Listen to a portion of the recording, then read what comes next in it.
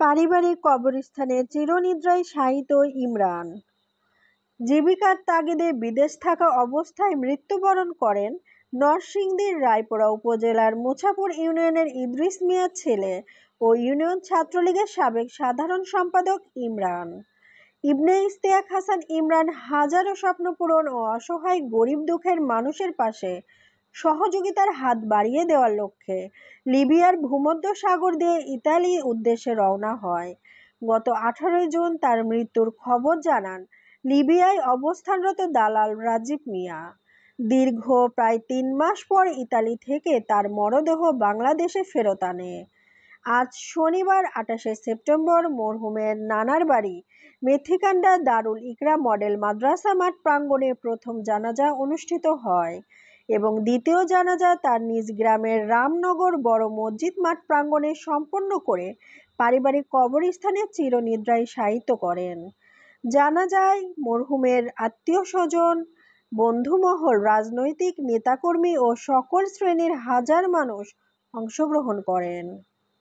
অংশ ছিল আমার শৈশব, আমার কৈশোর, আমার যৌবন কোনোটা তারে ছাড়া আমার কারো কাছে 2 মিনিট বর্ণনা করার মতো আমার অবস্থা নাই। সে আমার সাথে এরকম ভাবে অঙ্গাঙ্গি ভাবে ওতপ্রোত ভাবে জড়িত ছিল। আমি যখন চট্টগ্রাম বিশ্ববিদ্যালয়ে পড়তাম সেখানে সে যখন যাইতো তারে আমি বিভিন্ন জায়গায় নিয়ে ঘুরতে যেতাম এবং সে স্বাচ্ছন্দ্যে আমার কাছে সবসময় যাইতো। আমি যে জায়গায় যাইতাম, ঢাকা যেখানে আমি থাকি, মেসে থাকছি, যেখানে থাকছি, আমার প্রত্যেকটা বিছানায় ইমরানের ছোঁয়া আছে। আমরা এক বালিশে ঘুমাইতাম। বাড়িতে যখন একত্রে থাকতাম, ইমরানের নানি বাড়ি আমার নানি বাড়ি একসাথে, রাত হইলে আমরা সবাই একসাথে ঘুমাইতাম। তো আমার যেদিন থেকে আমি মৃত্যুর খবর শুনছি তারপর থেকে আজ পর্যন্ত আমার ভিতরে যে হৃৎপিণ্ডের যে হার্টবিট, এটা এখনো পর্যন্ত চলমান। আমি কোনো অবস্থাতে থামাইতে পারি না জিনিসটা। আমার এত খারাপ লাগে, এটা আমি আসলে হৃদয়ের যে রক্তক্ষরণ, এটা আসলে ভাষায় প্রকাশ করা যায় না। আমার বন্ধু সে ছিল আমার সবচেয়ে বিশ্বস্ত বন্ধু। প্রকৃত বন্ধু বলতে যা বোঝায় সে ছিল তাই। সে আমার এরকম এক বন্ধু ছিল, সে আমার যখন আমি কোনো কারণে ফোন দিতাম সাথে সাথে ফোন রিসিভ করতো। কোনো কারণে যদি ফোন রিসিভ করতে না পারতো সে কিছুক্ষণ পরে সে কল ব্যাক করতোই। এরকম গুরুত্ব, প্রায়োরিটি দেওয়া একটা মানুষে আমি আজ পর্যন্ত ওরকম আর কারোর মধ্যে আমি গুণটা দেখি নাই।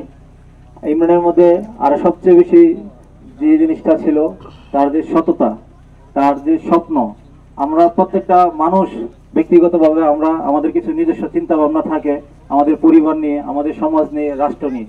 তো ইমরানও সেম এই চিন্তাগুলো করতো।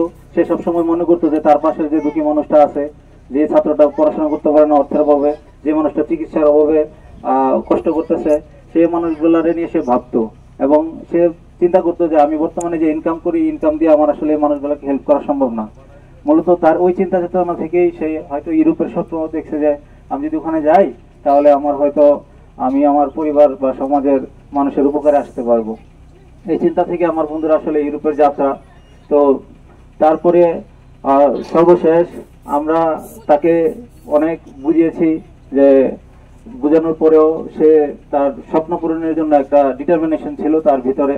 আল্লাহ তো মহা উত্তম পরিকল্পনাকারী। তো আল্লাহ যা পরিকল্পনা করে রেখেছেন ভাগ্যে তাই ঘটেছে। আমরা তার পরিবারের পক্ষ থেকে সবার প্রতি আমার অনুরোধ রইল, ইমরানের যদি কোনো কারণে অনেক